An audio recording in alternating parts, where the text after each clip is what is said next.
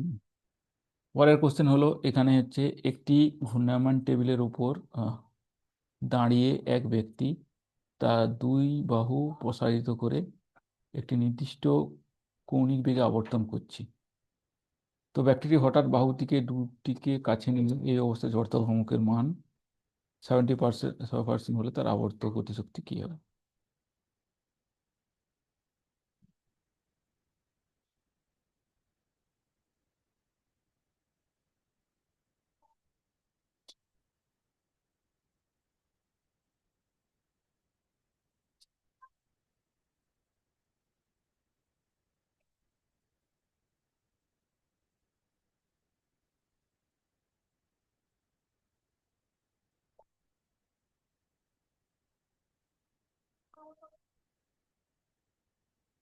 তো প্রথমে ব্যক্তিটি হাত প্রসারিত করে ঘুরছে, তারপর হাত সরিয়ে নেওয়ার পরে জড়তা ভ্রমক আসলো।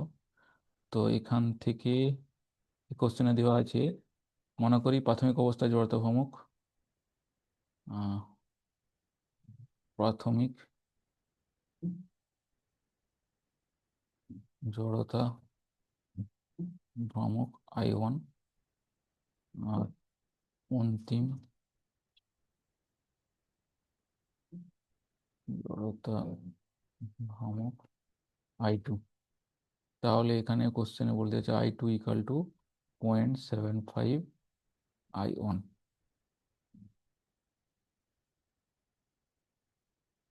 তো ভরবেগের সংরক্ষণ সূত্র থেকে আমরা লিখতে পারি I1 omega 1 equal to I2 omega 2।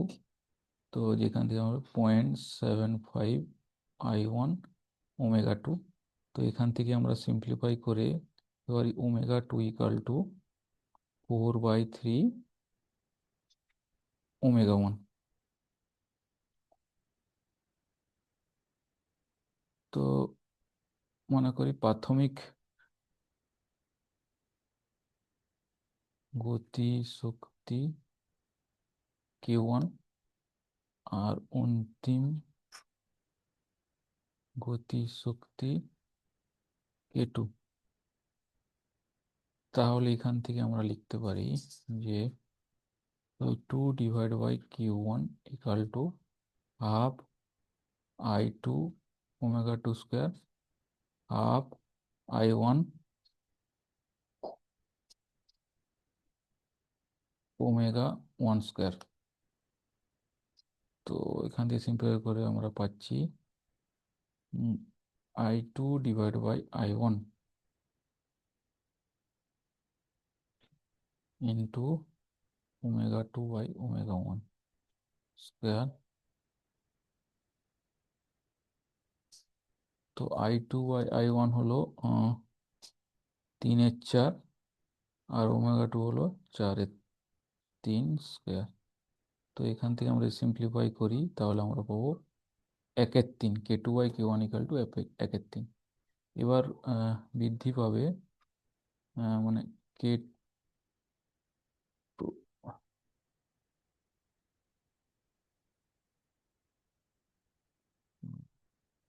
K2/K2 হবে 4/3। ঠিক আছে, 4/3। তাহলে K2 - K1 divide by K1 equal to হবে 1/3। তাহলে যদি পার্সেন্টেজ বের করি, তাহলে 100 দিয়ে যদি গুণ করি by K1 into 100 equal to হবে 1/3। 100% মানে হবে 33.3%। তো এত আমাদের গতিশক্তি বৃদ্ধি পাবে।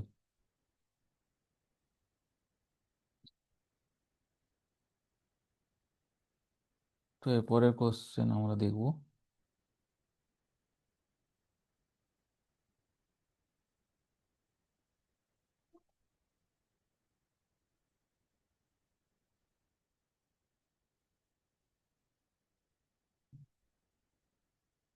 একটি অনুভূমিক তলে এম ভর ও ব্যাসার্ধ আর একটি চারটি ওমেগা কৌণিক বেগে আবর্তিত হচ্ছে, ছবিতে দেওয়া আছে। তো মূলবিন্দু ও এর সাপেক্ষে চাকতির কৌণিক ভরবেগের মান কত?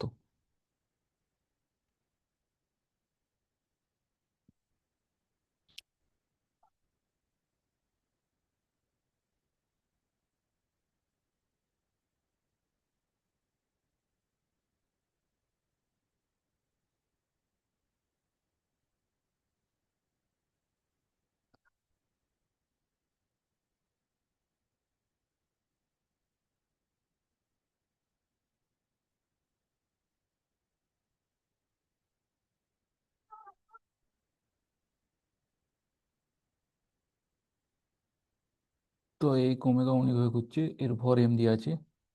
তো এর সেন্টার গামীদের জন্য ভরবেগ আর এই তলের মধ্যে দূরত্ব এর ব্যাসার্ধ হবে।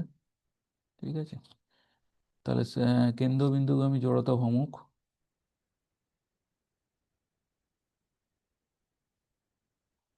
I equal to half M R square. তো এই তলের বরাবর হচ্ছে, তো এই অক্ষ বরাবর জড়তা ভ্রমক হবে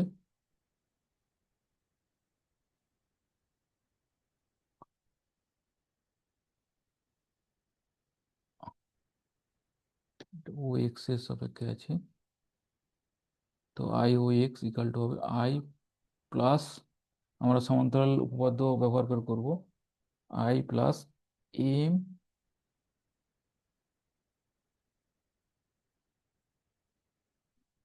আর স্কোয়ার।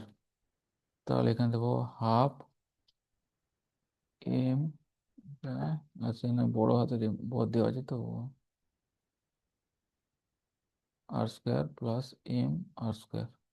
তো এখান থেকে আমরা পাবো প্রথম 3/2 এম আর স্কোয়ার। তাহলে বস্তুটি কৌণিক ভরবেগ এল ইকাল টু হবে ওমেগা, যেহেতু ওমেগা কৌণিক বেগ নিয়ে হচ্ছে, সেটা হবে 3/2 M R square into omega.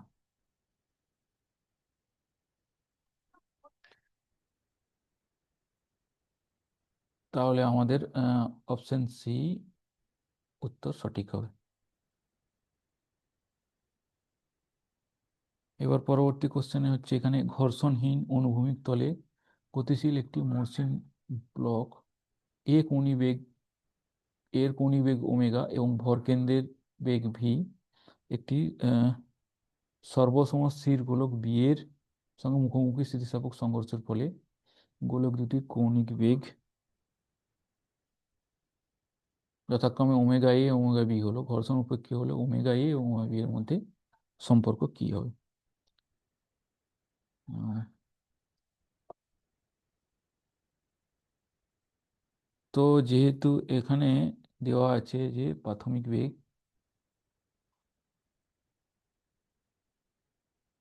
V আর প্রাথমিক কৌণিক বেগ ওমেগা, তো যেহেতু এখানে ঘর্ষণ শূন্য, সেই জন্য টর্ক টাও ইকাল টু শূন্য হবে। তো আমরা জানি tau equal to I alpha equal to zero হবে, তো এখান থেকে আমরা পাচ্ছি আলফা ইকাল টু জিরো। তো বস্তুতে কোনো কৌণিক ত্বরণ নেই, যেহেতু কৌণিক ত্বরণ নেই, তাহলে সংঘর্ষের পরে যে কৌণিক বেগ থাকবে সংঘর্ষের আগের কৌণিক বেগ একই হবে। তাহলে omega A, omega equal to omega A হবে। এবং যেহেতু বি গোলকটি স্থির ছিল, সেক্ষেত্রে ওই জন্য এর কৌণিক বেগ সবসময় জিরো হবে।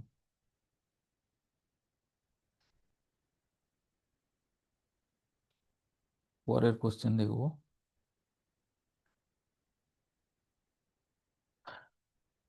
পরের কোশ্চেন বলছে, একটি আর এবং 4R ব্যাসার্ধ বিশিষ্ট দুটি লোহার চাকতির বেদ যথাক্রমে টি এবং টি/4, ওদের জড়তা ভ্রমক যথাক্রমে I1 I2 হলে, তাহলে I1 এবং I2 এর মধ্যে সম্পর্ক নির্ণয় করতে হবে।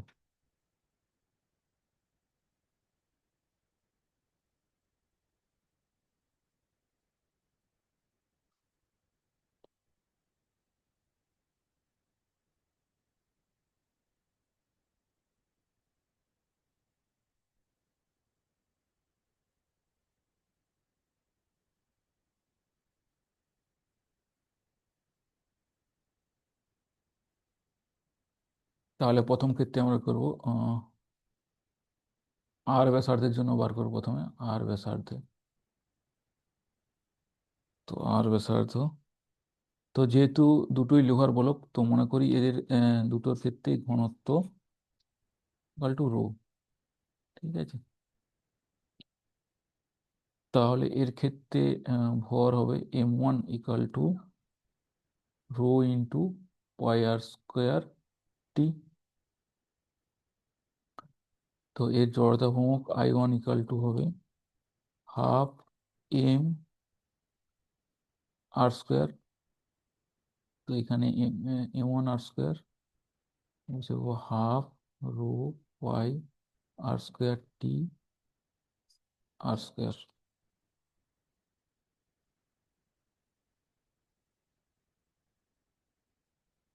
দ্বিতীয় ক্ষেত্রে যেখানে হচ্ছে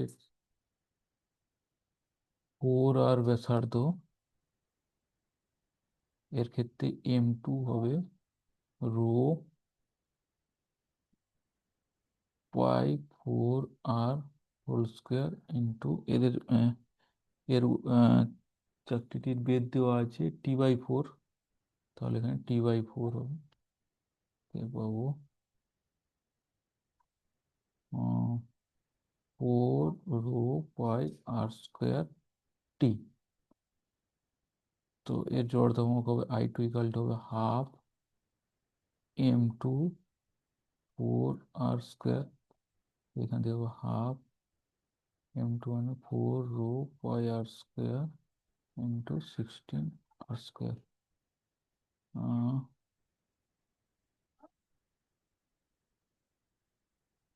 এগুলো হাফ 64 রো পাই টি টি টি আসবে টি r⁴। তো এবার I2 I1-এর যদি অনুপাত করি আমরা পাবো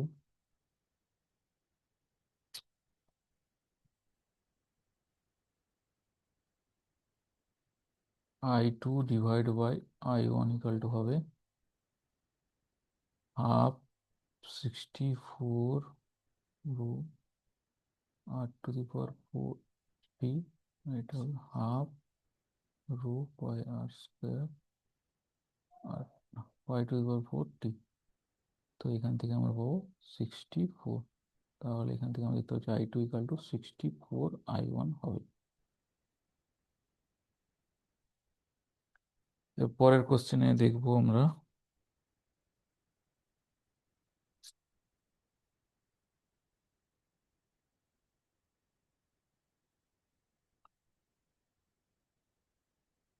তো পরের কোশ্চেন বলছে এম ভর বিশিষ্ট একই ধরনের দুটি বলকে এল দৈর্ঘ্য সম্পন্ন একটি হালকা দ্বন্দ্বের দুই প্রান্তে যুক্ত করা হলো।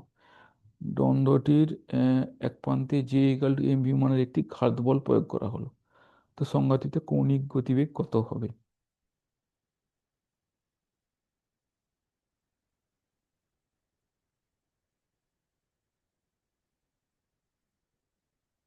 তো মনে করি এই একটা দ্বন্দ্ব আছে, এই দুপাশে দুটি ভর এড করা আছে, বল এড করা আছে। তো এদের দণ্ডটির দৈর্ঘ্য এল, এদের সেন্টার থেকে প্রত্যেকটা দূরত্ব হবে তাহলে L/2। এগুলোর ভর এম এম, ঠিক আছে। তো ইম্পালস ঘাত বল প্রয়োগ করা হয়েছে যে ইকাল টু এম ভি। এবার মোট ভর 2m, ঠিক আছে। তাহলে সেন্টার অফ মাসের সাপেক্ষে বস্তুটির গতিবেগ হবে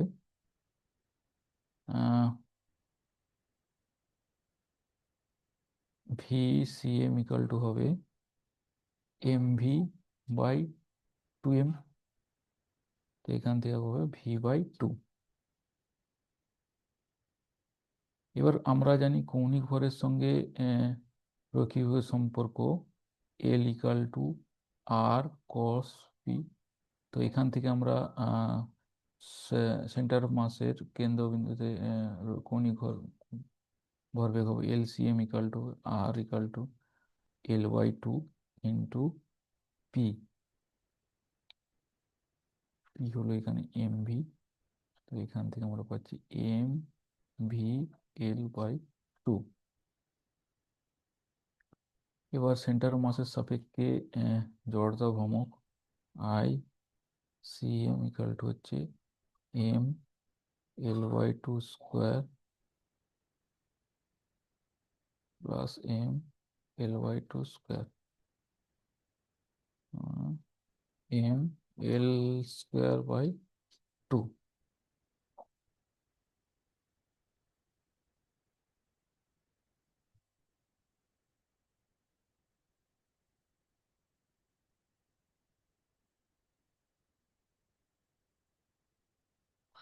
এবার যদি এটা ওমেগা কৌণিক গতিবেগ নিয়ে ঘুরে, যদি ওমেগা কৌণিক গতিবেগ ঘুরে, তাহলে কৌণিক ভরবেগ এল সিএম ইকাল টু হবে আই সিএম ইন্টু ওমেগা। এখান থেকে পাচ্ছি M L square by two omega. তো আগের ক্ষেত্রে আমি এটাকে 1 নম্বর সমীকরণ দিলাম, এইটা 2 নম্বর সমীকরণ। তো 1 ও 2 এর মধ্যে সমাধান করলে পাবো 1 নম্বর ও 2 নম্বর সমাধান করে পাই M L square by two omega equal to M V L by two. তো এখান থেকে আমরা পাবো ওমেগা ইকাল টু হবে ভি বাই এল। তো কৌণিক গতিবেগ হবে ভি বাই এল। তাহলে আমাদের উত্তর হবে এ, এর উত্তরটা সঠিক হবে। তো আজকের মতো এখানে এই অধ্যায় শেষ হলো। তো পরের ভিডিওতে আমরা পরের অধ্যায় দিয়ে আলোচনা করব।